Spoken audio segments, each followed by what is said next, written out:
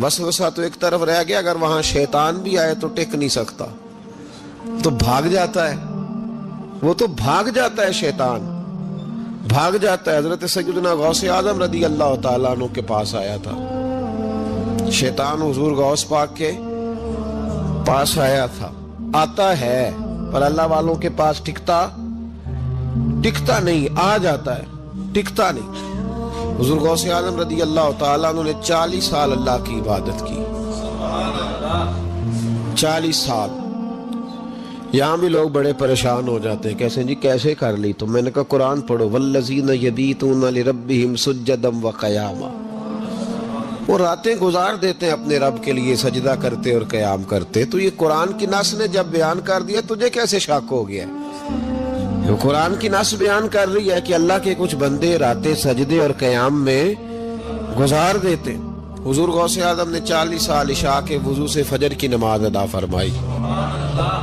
तो एक दिन आसमान पे ना एक छोटा सा बादल का टुकड़ा आया, माज़अल्लाह सुम्मा माज़अल्लाह। वो कहने लगा अब्दुल कादिर मैं तेरा रब हूँ। उसके अंदर से आवाज आई, मैं तेरा रब हूँ, तूने बड़ी इबादत कर ली, अब तू बेशक पढ़ बेशक ना पढ़। कई मलंगों को माफ नहीं हो गई माज़अल्लाह का बेशक पढ़ बेशक ना पढ़, आम इजाजत है। तो हुजूर गौस आज़म रज़ी अल्लाह ताला अन्हु फरमाने लगे औज़ु बिल्लाहि मिनश शैतानिर रजीम। जब आपने ये पढ़ा तो वो सामने आके खड़ा हो गया, कहने लगा अब्दुल कादिर आपको कैसे पता चला कि मैं शैतान हूँ? तो आप फरमाने लगे पागल, मुझे कैसे पता ना चलता? जिस रब ने अपने प्यारे हबीब अलैहिस्सलाम को नमाज माफ नहीं की, उसने अब्दुल कादिर को कैसे माफ कर दी? जब हुजूर के लिए ये हुक्म नहीं आया कि महबूब चाहे पढ़ो चाहे ना पढ़ो, वहां तो हुक्म आया कि महबूब तहज्जुद भी पढ़ो, व मिनल लैली फतहज्जद बिही नाफिलतल लक, नफा देगी आपको तहज्जुद भी पढ़े। तो उनके लिए जब ये हुक्म नहीं तो मेरे लिए कैसे आ गया? अब शैतान था ना, तो उसने फिर एक और चाल चली, ये बाज नहीं आता, हम बाज आ जाते हैं कई दफा, उसके पीछे पीछे चलने लग जाते हैं, लड़के थक जाते हैं, वो नहीं थकता, वो नई से नई चाल, नई से नई चाल, उसका नया से नया रूप, मिनल जिन्नते वन्नास, जिन्नों में से भी और उसके नए से नए रूप होते। उसने एक नया रूप धार लिया, कहने लगा अब्दुल कादिर 300 वली मैंने इसी तरह गुमराह किए, आप चूंकि आलिम थे तो आपके इल्म ने आपको बचा लिया। तो गौसे आज़म फरमाने लगे नए रूप से आए हो? कहने लगा 300 मैंने गुमराह किए, ये तो आप आलिम थे तो बच गए, आप जानते थे तो बच गए, मैंने 300 गुमराह किए। तो हुजूर गौसे आज़म फरमाने लगे फिर गुमराह करने लगे हो नया रूप धार के? मुझे मेरे इल्म ने नहीं बचाया, मुझे अल्लाह के फजल ने बचाया है। कई आलिम भी तो गुमराह हो जाते हैं ना, मुझे मेरे इल्म ने नहीं बचाया, मुझे मेरे अल्लाह के फजल ने बचाया। मेरे भाई मेरे अजीज तरीकत के मुसाफिरों, याद रखो, समझ लो इस बात को कि वसवसा आता है। वसवसा, दो किस्म के मेहमान आते हैं, दो किस्म के मेहमान। एक मेहमान वो आता है जो आता है तो बंदा तवज्जो नहीं करता, वो खुद कहता है इसने नहीं मेरी तरफ तवज्जो की, वो मेहमान चला जाता है, पता ना आपको। और जिसको बंदा उठ के सीने से लगाए और उसके साथ गुफ्तगू शुरू कर दे, वो मेहमान जाता है तो बैठा रहता है, वो तो नहीं जाता। तो वसवसा आता है, जो तो तवज्जो ना करे उसका चला जाता है, और जो सीने से लगा ले, सोचने लग जाए, गौर करने लग जाए, उसका वसवसा बैठ जाता है, उसी के पास रहता है, दोस्ताना कर लेता है, कई दफा तो बिल्कुल मकान ही साथ बना लेता है, हर वक्त कोई ना कोई बात कान में, हर वक्त कोई ना कोई बात कान में। क्यों वसवसा आता है? तुझे कैसे आ गया? जिसका यकीन कामिल हो उसे वसवसा कैसे आए? जिसकी तवज्जो सीधी हो उसे वसवसा? ये तो भाई तू अगर अंदर रहता, सोबत के अंदर रहता, छतरी के नीचे रहता, तो फिर वसवसा तुझे कैसे वसवसा किस तरह तेरे पास आया? वसवसा उसके पास आता है जो वसवसे की जानिब तवज्जो करता है। बहुत ज्यादा लोगों को बदगुमानी होने लगी है, बहुत ज्यादा वसवसे आने लगे हैं, बहुत ज्यादा ख्याल होने लगा है, बहुत ज्यादा तवज्जो होने लगी है, बड़ी लोगों का मेयार इस तरफ जाए, हर चौथा आदमी आके कहता है बुरे ख्यालात आते। क्यों भाई बुरे ख्यालात आते हैं? कैसे आ गए? हमारा तो दिल ही एक है, اور دل میں یار بھی ایک ہے، دوسرے کے لیے جگہ ہی کوئی نہیں تو وسوسہ کیسے آئے گا؟ ہم تو اس کے دیدار سے ہی آج تک فارغ نہیں ہوئے، تو غیر کی طرف دیکھ کیسے لیا؟ یہ کیسے ہو گیا؟ ممکن کیسے ہوا؟ اپنے آپ کو سمیٹیں، ان وسوسوں سے اپنے آپ کو بچائیں، ان پر قطعی طور پر کوئی توجہ نہ دیں، اور اگر کبھی آ بھی جائے تو میں نے کہا ہے کہ اس کو سینے سے لگانے کی ضرورت، اس کو جھٹک دیں، بات ختم ہو گئی۔ آ جاتا ہے وسوسہ، بڑوں کو آ جاتا ہے، وسوسے آیا کرتے ہیں، آیا ضرور کرتے ہیں، لیکن جو لوگ قابل ہوتے ہیں، جن کا ایمان مضبوط ہوتا ہے، جن کا تیقن مضبوط ہوتا ہے، ان لوگوں کے پاس وسوسے ہمیشہ رہتے نہیں۔ ایک اہم بات اصلاح کی جو سمجھنی بڑی ضروری ہے، آپ کے لیے بڑی ضروری ہے۔ آپ نے یہ غور کرنا ہے کہ وسوسہ آتا کہاں سے ہے۔ کوئی نہیں سمجھ آئی آپ کو میری بات کی؟ نہیں آئی ہوتی تو آپ بڑی دور پہنچ چکے ہوتے ہیں۔ سردی بڑی زیادہ تھی کمرے میں، تو کہیں سے ہوا آ رہی تھی ٹھنڈی، تو اب ٹھنڈ بڑی لگ رہی تھی، تو بندے نے فوراً اٹھ کے بھلا کیا کرنا ہوتا ہے؟ نہیں وہ پتہ نہیں کتوں آ رہی، باری دی تھے ابھی گالی ہے نا جی۔ اگر تو کھڑکی سے آ رہی ہے تو کس کو بند کریں گے، اور اگر دروازے سے آ رہی ہے تو جی، اور اگر چھوٹے بچے نے پنکھا چلا دیا تو جی، چل پنکھا رہا ہے بندہ سارا دن دروازہ بند کرتا رہے؟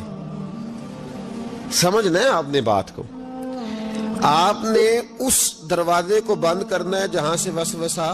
حضرت خباب رضی اللہ تعالیٰ عنہ کہتے ہیں میں نے عاص بن وائل کے ہم مزدوری کی اور بڑی مشقت کی، میں نے بڑی شاندار کر کے میں نے کام کیا دیانتداری سے۔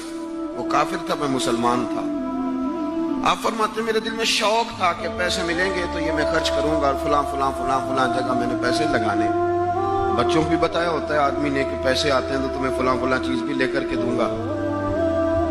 اب مجھے بتلائیے کہ اگر اس دن پیسے نہ ملیں یا کسی وجہ سے ڈوب جائیں تو کتنی اذیت کا اور کرب کا مسئلہ ہوتا ہے۔ فرماتے ہیں جب میں نے مزدوری کر لی، کام مکمل کر لیا، اور میں اس کے گھر گیا، میں نے کہا تیرا کام مکمل ہو گیا؟ اس نے کہا میں نے دیکھ لیا۔ تو میں نے کہا میرے پیسے دے دو، یہ دیکھو یہ وہ ایمان ہے جس کے بارے میں رب نے کہا وَإِذَا قِيلَ لَهُمْ آمِنُوا كَمَا آمَنَ النَّاسُ، اس طرح کا ایمان لاؤ۔ حضرت خباب کہتے ہیں میں نے کہا پیسے؟ تو کہتے ہیں بڑا آدمی تھا نا، نواب تھا، سیٹھ تھا، چودھری تھا، پاورفل تھا، تو کرسی پر بیٹھ کر ہنسنے لگا، کہنے لگا پیسے تو مل سکتے ہیں پر تھوڑا سا مسئلہ ہے۔ وہ کیا؟ معاذ اللہ ثم معاذ اللہ، نقل کفر نہ باشد۔ کہنے لگا اگر آپ کلمہ پڑھنا چھوڑ دیں تو پیسے دوں گا، ورنہ یہ پیسے نہیں ملیں گے۔ ہم یہ کہہ تو دیتے ہیں کہ صحابہ نے سب کچھ لٹایا، لیکن ذرا اپنے پر اور میرے اوپر اس بات کو لاگو کیجئے گا کہ آپ نے محنت کی ہو، کمر دکھتی ہو، ہاتھوں میں چھالیں ہوں، اور پھر وہ رقم جس کی بڑی ضرورت ہو وہ روک دی جائے، تو یہ دعوے کرنا، نعرے لگانا کام تو آسان ہے، لیکن اس جگہ اپنے آپ کو کھڑا کریں۔ وہ رقم تو تب ملے گی، تم تو کلمہ پڑھتے ہو، تمہیں کیسے دے دیں؟ یعنی ان کی مزدوریاں دبا لی جاتی، ان کی تنخواہیں چھپا لی جاتی۔ کہنے لگا وہ تب دوں گا۔ آپ یقین کریں بڑے خوبصورت جملے ہیں۔ حضرت خباب رضی اللہ تعالیٰ عنہ فرمانے لگے اس نے بڑے اعتماد سے بات کی کہ نہیں دوں گا۔ اس کا خیال تھا کہ یہ لڑکھڑائے گا، یہ پچھتائے گا۔ کہتے میں نے بھی رومال اٹھایا اور کندھے پہ رکھا، میں نے اسے کہا یار تو نے میرے ایمان کی بڑی تھوڑی قیمت لگائی ہے، تیرا یہ خیال ہے کہ میں اتنے سے پیسوں پہ لڑکھڑا جاؤں گا؟ حضرت خباب فرماتے ہیں مجھے اللہ کی عزت کی قسم وہ میرے سارے پیسے دبا گیا، نہ میرے دل میں ذرا سی رنجش آئی، نہ میرے چہرے پہ ذرا سا بال آیا، پیشانی پہ بال بھی نہیں آیا۔ اور فرماتے ہیں کہ مجھے نہ مزہ آنے لگا، مجھے لطف آنے لگا، مجھے ذائقہ ملنے لگا۔ میں نے کہا اوہو، میں تو بچوں کے لیے مزدوری کر رہا تھا، مجھے کیا پتا تھا کہ میری یہ مزدوری بھی مدینے والے کی غلامی میں لکھی جا رہی ہے۔ تو بچوں کے لیے مزدوری کر رہا تھا، مجھے کیا خبر ہو کہ وہاں لکھی جا رہی ہے۔ حضرت سعد بن ابی وقاص کہتے ہیں میرا اپنی اماں سے بڑا پیار تھا اور زمانہ جانتا تھا کہ بڑا پیار ہے۔ میں نے کلمہ پڑھ لیا، میری اماں نے بھوک ہڑتال کر دی۔ اس نے کہا کہ جب تک آپ کلمہ نہیں چھوڑیں گے معاذ اللہ میں روٹی نہیں کھاؤں گی۔ تھوڑی سی آبادی تھی، برادری میں رہتا تھا، بڑا سا گھر تھا، زمانہ جانتا تھا۔ فرماتے ہیں ہر چوک میں میری باتیں ہونے لگی۔ تیسرا دن ہو گیا، اماں نے روٹی نہیں کھائی۔ آپ اندازہ کر لیں کہ شام کو افطار کے وقت کیا حالت ہوتی ہے آدمی کی، کھانا نہ ملے تو۔ اور تیسرا دن ہو گیا اور بوڑھی اماں، ہر چوک میں بات ہو رہی اور ساتھ کی اماں، اور میری ماں کو بھی پتا تھا کہ میں جہاں چاہوں گی مجھ سے محبت کرتے یا وہاں آئے گا۔ آپ فرماتے ہیں ہر چوک میں بات ہونے لگی، ہر جگہ لوگ ذکر کرنے لگے، باتیں چھڑ گئی، میری ہی باتیں، میرے ہی تذکرے، میرے بارے میں ہی لوگوں کا ذکر۔ فرماتے میں بڑا پریشان ہوا، میں گھر آیا، میرے بہن بھائی بھی مجھ سے کہیں اماں مر جائے گی، میرے والد بھی، میرے دیگر لوگ بھی، سب رشتہ دار میرے گرد ایک۔ میں نے کہا کہ ہم باتیں کر دیتے ہیں، آپ سن لیتے ہیں، کبھی اپنے آپ کو اس جگہ کھڑا کریں کہ جب ہر آدمی اس سٹیج پہ پہنچ جائے کہ میں بھئی تو خرابی کر رہا ہے اور اتنے سارے لوگ جاننے والے گھیرا کریں گے تو آدمی کیسے بچائے گا اپنے آپ۔ حضرت سعد بن ابی وقاص کہتے ہیں کہ میرے گرد شدید گھیرا تنگ ہو گیا اور مکے کا دور ہے، حالات اتنے خطرناک ہیں کہ سنبھالے نہیں سنبھلتے۔ آپ فرماتے ہیں جب حد ہو گئی تو میں نے کہا اماں سنو پھر میری بات، میں تم سے بات کرنے لگا۔ کہتے ہیں میرے بہن بھائیوں کے بھی کان کھڑے ہو گئے، اماں بھی سہارا لے کے اٹھ کے بیٹھ گئی کہ لگتا ہے کہ برف پگھلنے لگی، لگتا ہے کہ کچھ نرم ہوا ہے۔ فرماتے ہیں میں سامنے کھڑا ہوا اور تھوڑے بہت لوگ جو وہاں موجود تھے وہ بھی قریب آ گئے۔ میں نے کہا اماں تیرا اور میرا پیار زمانہ جانتا ہے اور دنیا کو پتا ہے کہ میں وہ بیٹا ہوں کہ جس کی لوگ مثالیں دیتے ہیں۔ اماں ہر چوک میں تیری میری باتیں ہوئی، ان 3 دنوں میں تجھے اور مجھے ڈسکس کیا گیا۔ اماں تو بڑی کمزور ہو گئی، اٹھ کے تجھ سے کھڑا نہیں ہوا جا رہا۔ یہ ساری چیزیں میرے سامنے آئیں، بہنوں نے رو کے دکھایا، بھائیوں نے محبت یاد کرائی، ہر چیز میرے آڑے آئی۔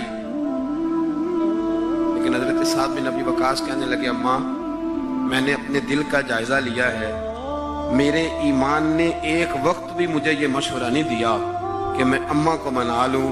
فرمانے لگے اماں یہ زمانہ سارا موجود ہے اور لوگ کھڑے ہیں، تیری ایک جان ہے نا، ایک جان، اماں تیری ایک جان ہے، اگر تیری 1000 بھی ہوتی اور ایک ایک کر کے ساری جانیں تیری نکل جاتی تو پھر بھی میں اپنے مدینے والے محبوب کا کلمہ چھوڑنے کو تیار نہیں ہوں۔ اب تیری مرضی ہے تو روٹی کھا چاہے بھوک ہڑتال کر، تو اٹھ کے بیٹھ جائے لیٹی رہے، 1000 جان بھی ہو ایک ایک کر کے نکل جائے تو ایمان پر سودے بازی ہو سکتی۔ وَإِذَا قِيلَ لَهُمْ آمِنُوا كَمَا آمَنَ النَّاسُ، اس طرح ایمان لاؤ جس طرح یہ لوگ ایمان لائے ہیں۔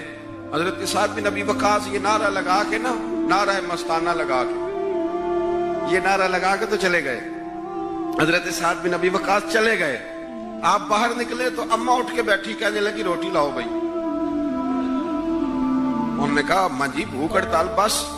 کہنے لگی میرا ہی تو بیٹا ہے نا، میں نے پیدا کیا، میں نے پالا ہے، میں رگ رگ سے واقف ہوں، میں جیسے کہتی تھی ویسے کرتا تھا، میں جیسے چلاتی تھی ویسے چلتا تھا۔ اس نے کہا تھا نا عشق ایک ڈھونگ ہے، تو میں نے کہا تجھے عشق ہو خدا کرے، پھر کوئی تجھے اس سے جدا کرے تو اسے تسبیحوں پہ پڑھا کرے، تو اسی کا نام جپا کرے، تو گلی گلی پھرا کرے، پھر میں کہوں کہ عشق ایک ڈھونگ ہے اور تو نہیں کہا کرے۔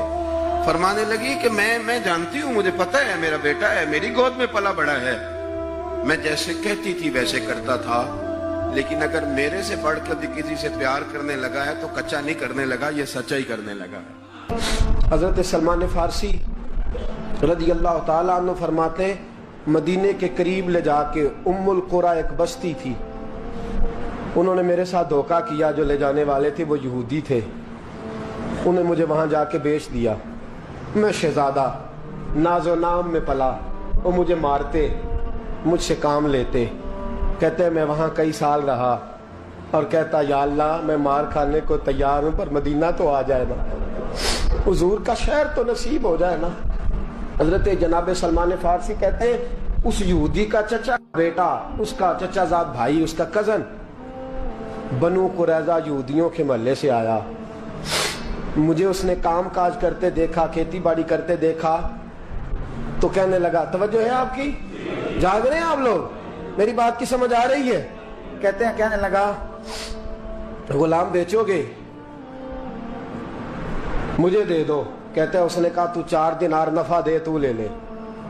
کہتے ہیں اس نے 4 دینار نفع لیا اور مجھے باندھ لیا اونٹ کی پشت پہ، ہاتھ میرے باندھ لیے، پیر باندھ لیے، میں رونے لگا، میں تڑپنے لگا۔ کہتے ہیں اچانک بنو قریظہ مدینے کا ایک محلہ تھا، یہاں یہودی رہتے تھے، کہتے ہیں وہاں کا وہ رہنے والا شخص اچانک میری آنکھ کھلی تو ٹھنڈی ٹھنڈی ہوائیں، اچانک میں نے آنکھیں کھولی تو کھجوروں کے لمبے چوڑے درخت، فرمایا میں نے دیکھا تو پہاڑیاں بھی معطر معطر سی، فضائیں بھی کرم کرم والی، عطا ہی عطا۔ کہتے ہیں 2 آنسو گرے اور میں ہنس پڑا، آنکھوں میں آنسو، لبوں پہ مسکراہٹ۔ حضرت سلمان فارسی رضی اللہ تعالیٰ عنہ کہتے ہیں وہ کہنے لگا تجھے کیا ہوا؟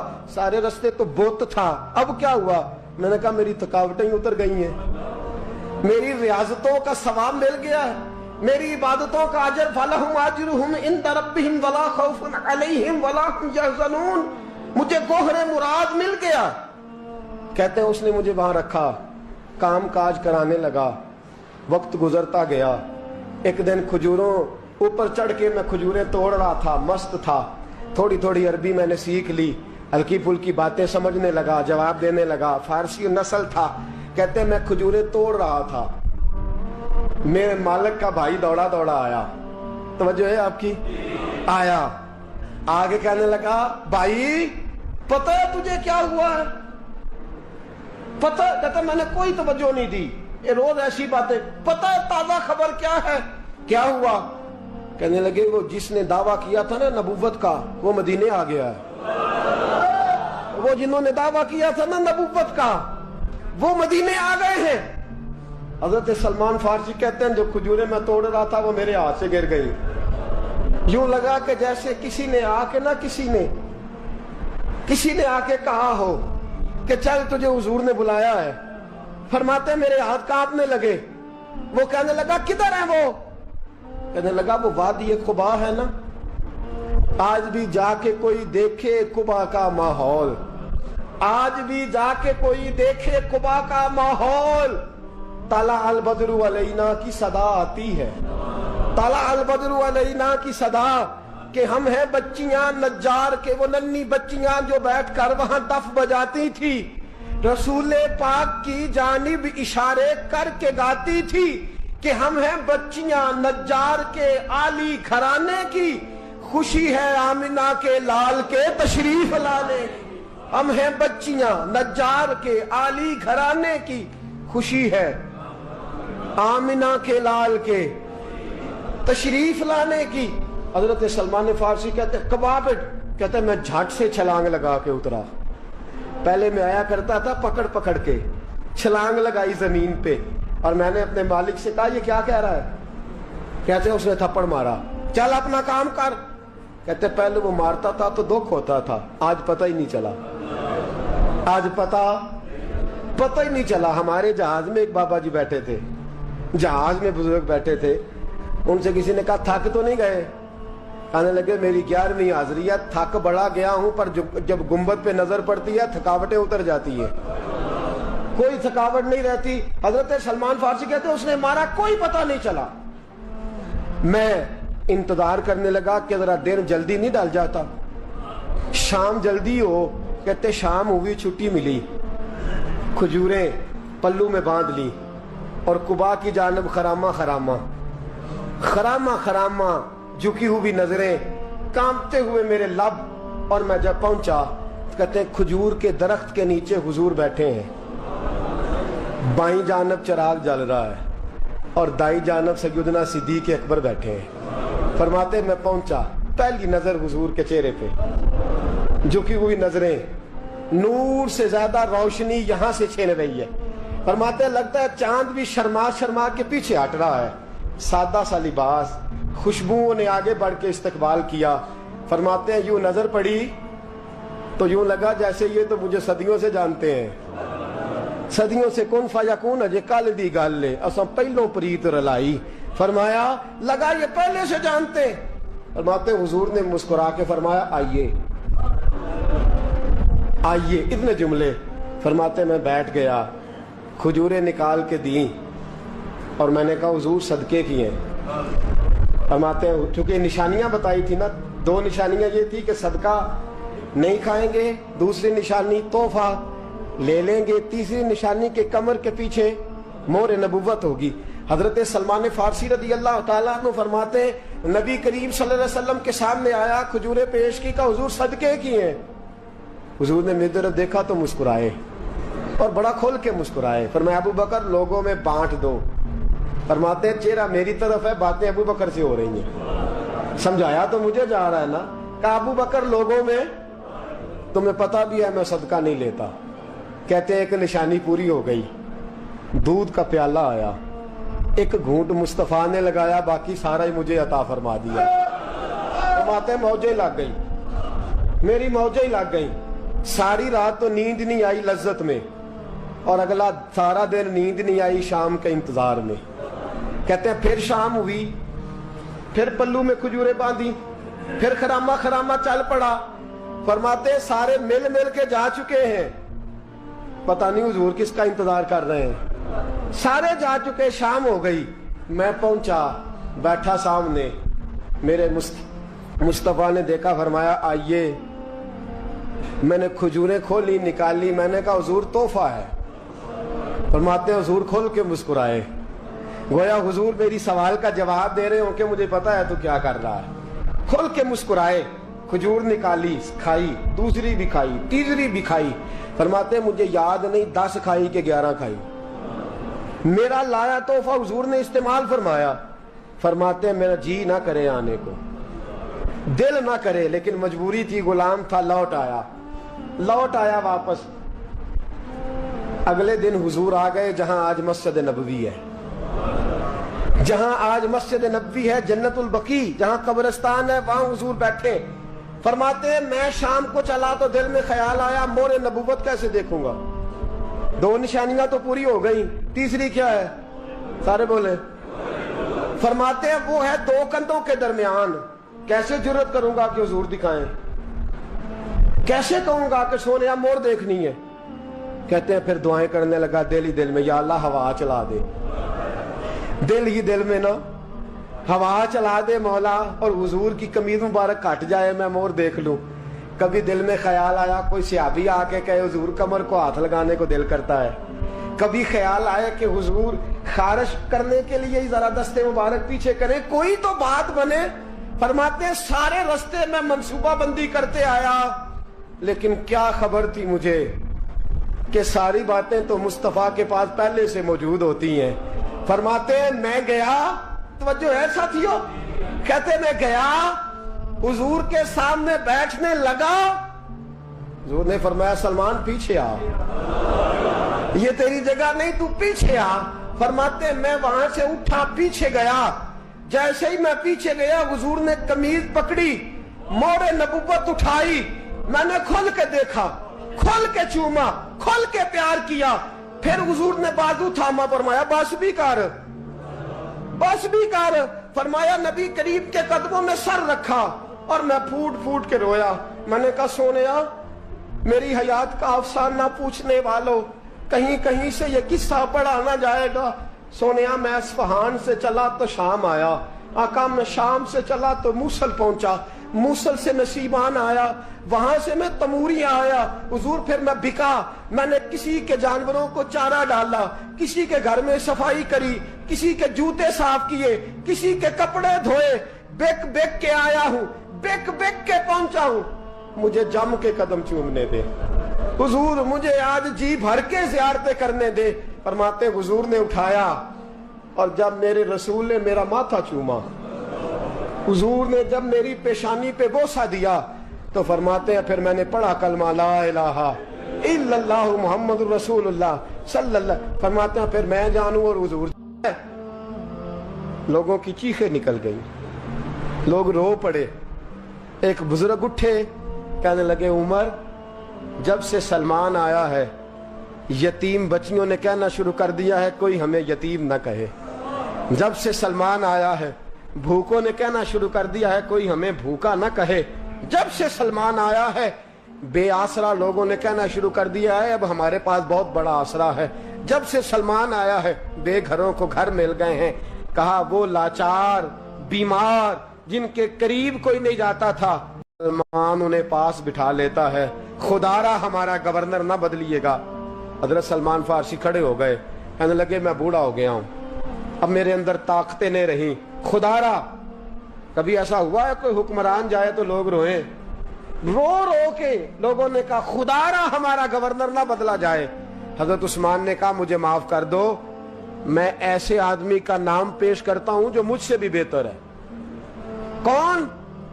کہا میں حضرت سعد بن ابی وقاص کا نام گورنر کے لیے پیش کرتا ہوں۔ حضرت اب وہ لوگ پتہ کیا کہنے لگے مدائن کے، کہنے لگے جی بالکل ٹھیک ہے، ہمیں وہ گورنر منظور ہے، پر ہماری ایک شرط ہے، ہم ان کی گورنری تب قبول کریں گے جب آپ مستقل رہائش مدائن میں رکھیں گے، ہم آپ کو یہاں رہنے نہیں دیں گے، آپ کو وہیں رہنا پڑے گا۔ اتنی محبتیں، اتنا پیار۔ حضرت سلمان نے کہا نہیں، میں تو آخری وقت مصطفیٰ کے مدینے میں گزاروں گا، میں تو حضور کے شہر مقدس میں اپنا وقت گزاروں گا، میں نہیں جاؤں گا۔ وہ لوگ اتنا روئے کہ حضرت فاروق اعظم بھی رو پڑے۔ فرمایا اے سلمان آپ واپس چلے جائیں، ان لوگوں کا خلوص آپ کی محبت سے بہت زیادہ ہے، آپ جائیے۔ حضرت سلمان فارسی مدائن آ گئے، جناب سعد بن ابی وقاص رضی اللہ تعالیٰ عنہ گورنر بن گئے۔ 3 لوگوں کے ساتھ ہمیشہ تھا، حضرت ابو درداء تو وصال کر گئے، 3 لوگوں سے یارانہ رہا، ایک حضرت عبداللہ بن سلام سے، ایک حضرت سعد بن ابی وقاص سے چونکہ وہ پاس تھے، اور تیسرا اکثر ٹائم نکال کے مدینے جاتے تھے۔ کس لیے آئے ہو؟ کہا ایک تو روضہ رسول کی زیارت کرنے آیا ہوں، اور دوسرا میں امام حسن سے ملنے آیا ہوں۔ ساری زندگی نبی پاک کے نواسوں کے پاس آتے، بات کوئی نہ کرتے، ذکر کوئی نہ کرتے، حضور کے شہزادوں کے پاس آتے، امام حسن سے ہاتھ ملاتے، امام حسن کا چہرہ دیکھتے رہتے، آنسو آتے رہتے، کتنی دیر کھڑے رہتے، امام حسن کی زیارت کرتے، واپس چلے جاتے۔